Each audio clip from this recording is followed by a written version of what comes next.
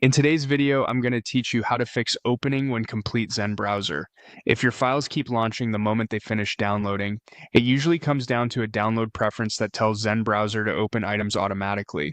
I'll walk you through how to turn that off, how to clear any remembered auto-open rules, what to check on the download prompt, and what to try if extensions or a misconfiguration are keeping the behavior alive.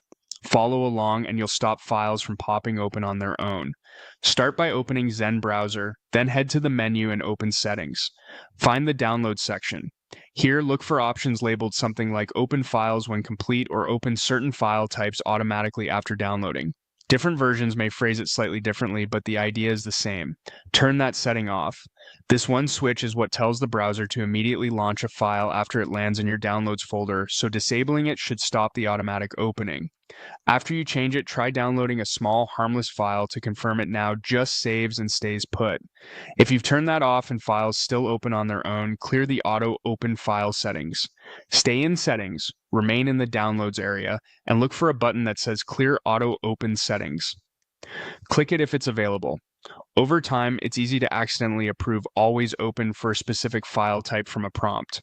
This button wipes those remembered choices so everything returns to the safer default of just downloading. Next, check the download bar or prompt while a file is coming in. When you download something, click the small arrow or menu next to that file on the shelf or in the Downloads panel. Make sure the option for Always Open files of this type is not selected. If it is, uncheck it. That per file type choice overrides your general setting, so clearing it is essential.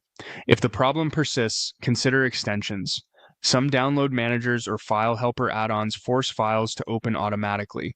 Temporarily disable those extensions from the browser's extensions page using the menu, then restart the browser and test again.